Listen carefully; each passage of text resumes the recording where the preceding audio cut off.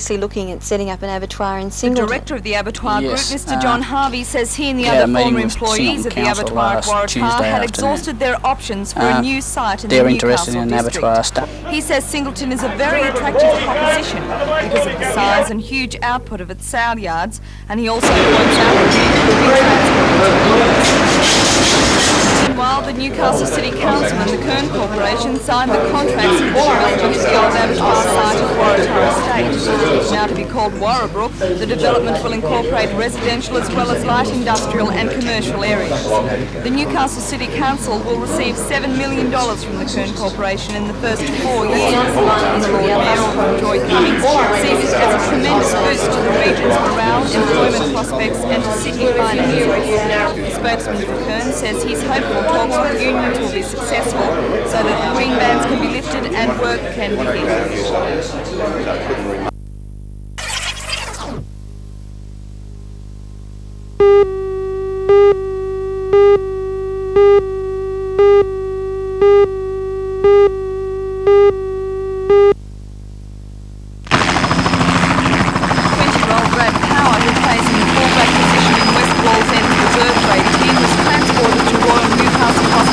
After an accident during the game against Lake Macquarie.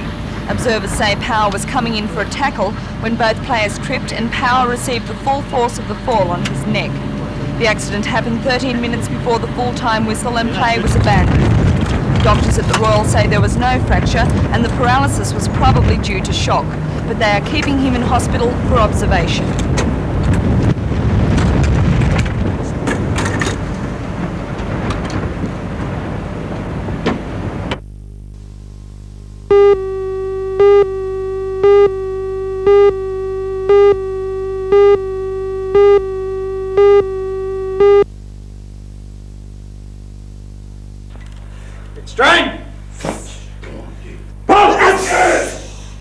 This is the 10-man team as they were practicing for the National Championships last week.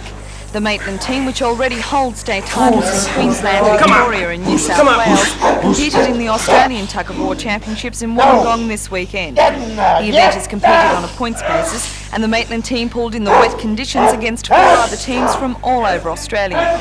The team won the heavyweight division and are now eligible to compete in the world titles to be held later this year.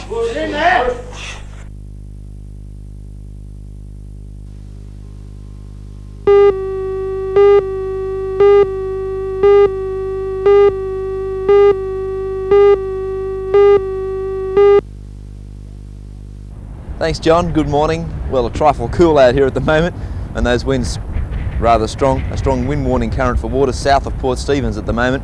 They look like being with us for most of the day. If you didn't get waves at the weekend, I'm afraid you might have missed out. We had quite good waves for most of the weekend. Unfortunately, that swell's been buffeted by this westerly wind. The waves are now quite small. They're around 1 metre at all of the open beaches in town. And at this stage, it looks like the swell's just going to get smaller and smaller and smaller. The only chance we have of any swell building is when the low pressure system that's now south of Australia passes out through Bass Strait into the Tasman. We're likely to get some southeasterly swell later in the week, at this stage around Thursday or Friday. For the moment, 1 metre waves, offshore winds that are quite strong and making them hard to ride, and conditions will improve a little as the tide starts to come in later this morning. If you'd like to go for a swim today, all of our city beaches are quite safe. And now a look at the weather for today. A strong wind warning current for waters south of Port Stephens, as I've mentioned. A cold morning and then a cool, mostly sunny day with gusty northwest to westerly winds at 40 to 60 kilometres per hour. Moderate to rough seas offshore on a low swell. Newcastle expecting a top today of 19 degrees, Scone a top of 17.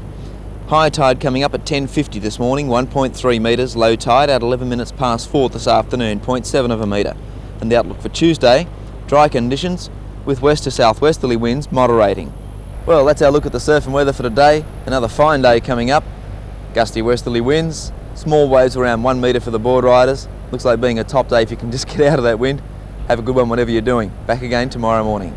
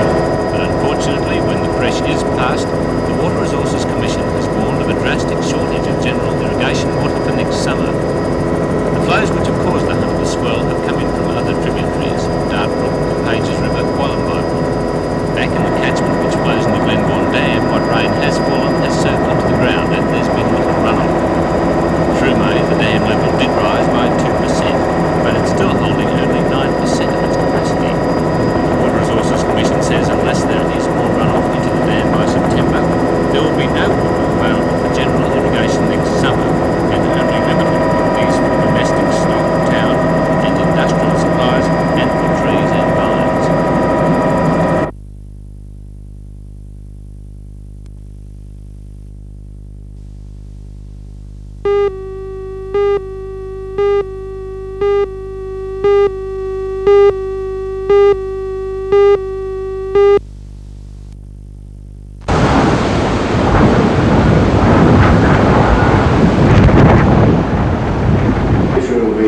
Relocated down in the dispatchment. Not fire requested or an emergency. All emergency transmissions should be pre.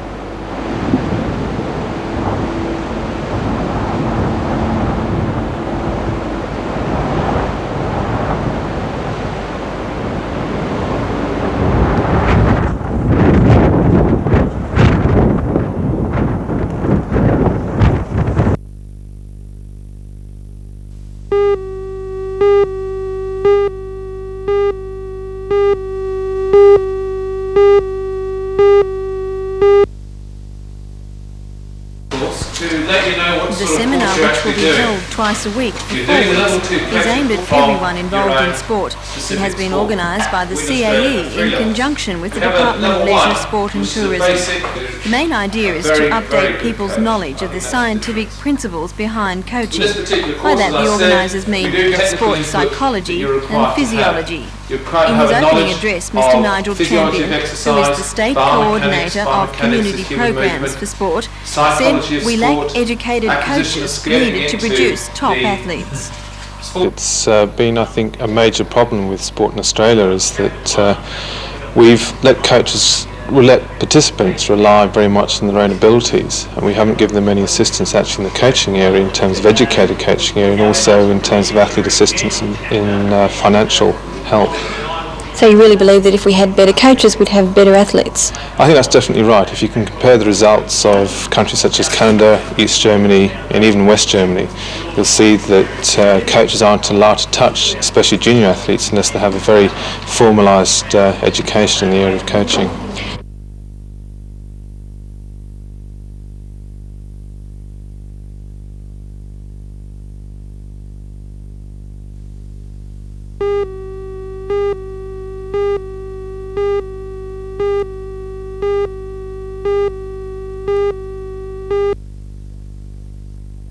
Thanks, John. Good morning. Another very chilly morning. Cameraman can't even hold onto the camera, it's that cold. The wind's blowing offshore from the west. It looks like another fine sunny day and more waves for the board riders.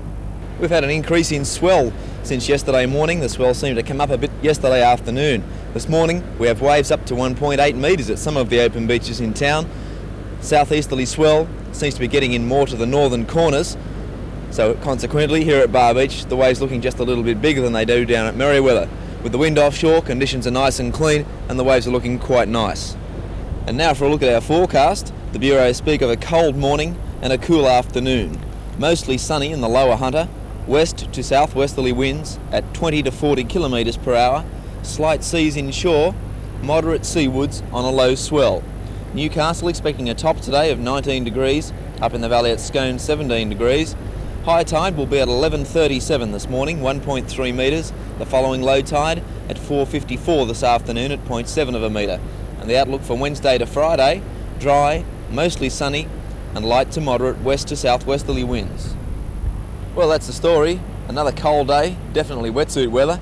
Waves up to 1.8 metres at all of the open beaches this morning, and that swell may even get a little bigger. That big low pressure system that's moved out into the Tasman is quite likely to generate a lot of swell along the eastern coast of New South Wales, and looking forward to some nice waves for the rest of the week with the promise of offshore winds. Have a nice day whatever you're doing. It's going to be a nice sunny day. We'll be back again in the morning.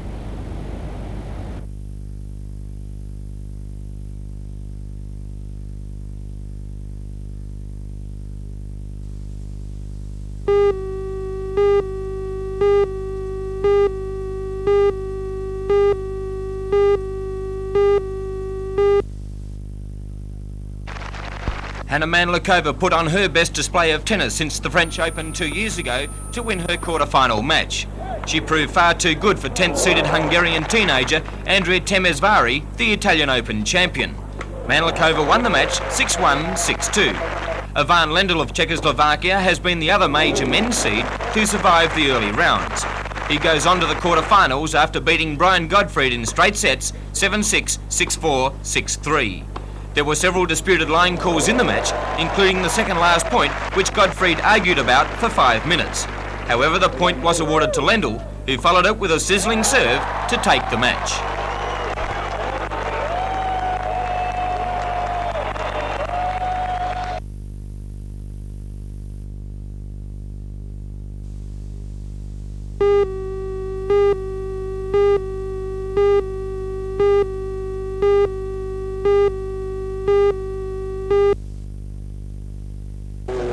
The race was notable for two things: the dominance of the Porsche Mark and a spate of accidents.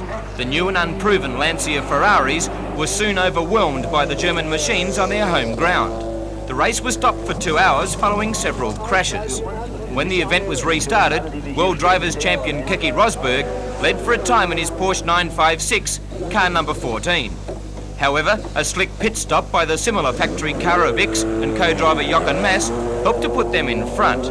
The ex-Porsche crossed the line first, ahead of current championship leaders Bob Wallach and Stephen Johansson. Rosberg held on for third.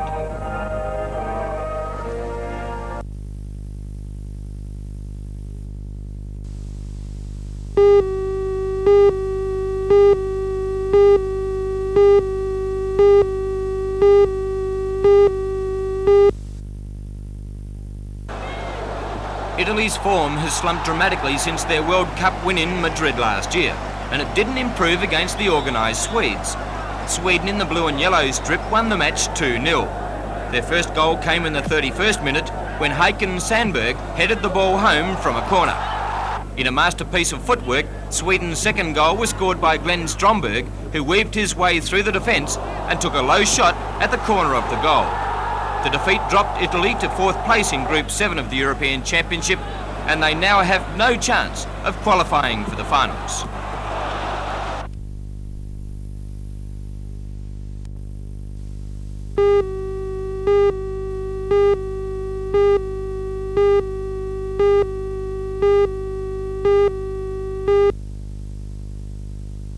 Stage 3, the nursing home facility, will be added to the 62-unit complex at Shoal Bay.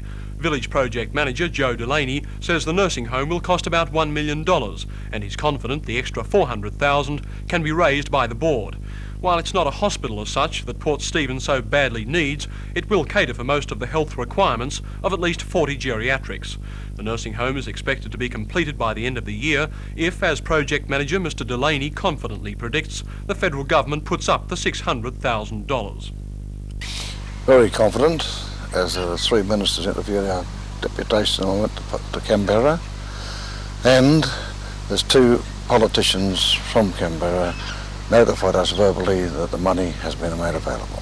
You've described this nursing facility as vital to the whole project. It's very vital. It's the third stage.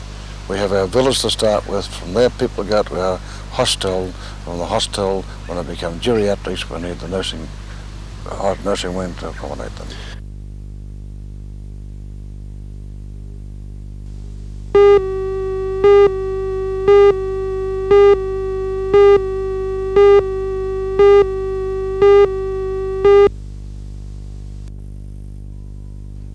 Peat Island on the Hawkesbury River accommodates about 150 patients. The Richmond report recommends that the hospital and other facilities on the island be closed and that patients go into hostels or other hospitals.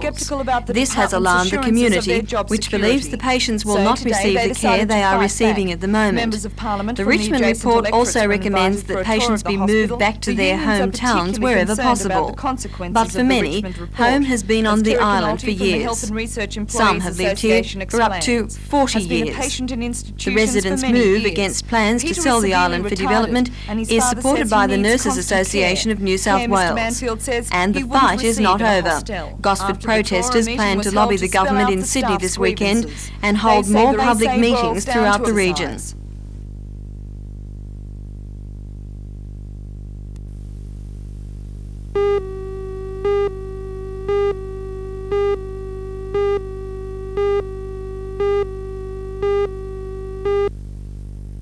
Thanks, John. Good morning. Another cold day coming up, or at least a cold morning for a start. The sun's up, the sky's blue. Looks like being a great day weather-wise, and we still have waves for the board riders. Winds are still offshore, swells from the southeast. We have waves still around the 1.2 to 1.5 metre mark at all of the open beaches. Some of the sets coming through a little bigger, around 1.8 metres. With the offshore winds, conditions are still smooth, glassy. The waves are holding up reasonably well. At the moment it's just after low tide. Conditions will improve a little during the morning, and the waves will look a lot better by about 10, 11 o'clock this morning. Here at Merewether Beach, quite a few guys in the water, by far the most popular break in town this morning. If you'd like to go for a swim, take a little care. Sweeps to the north and bad rips at all beaches. Now a look at the weather for today. The forecast reads cold at first with a few fogs in the upper Hunter, then a cool day with westerly winds at 20 to 30 kilometres per hour. Mostly cloudy in the upper Hunter and sunny near the coast. Seas slight on a low swell. Newcastle a top of 19 degrees, Scone 17. Low tide was at 6:24 this morning, 0.5 of a metre. High tide will be at 26 minutes past midday at 1.2 metres. And the outlook for Thursday is for early fogs and then a dry day. Well, that's the story for today. Another sunny day coming up. Westerly winds, not as strong as they've been for the last few days. For the board riders, still plenty of waves. Conditions not as good as they could be. The sandbanks at our beaches aren't as good as they've been for some time. It's going to be a great day anyway. Enjoy yourself, whatever you're doing. We'll be back again in the morning.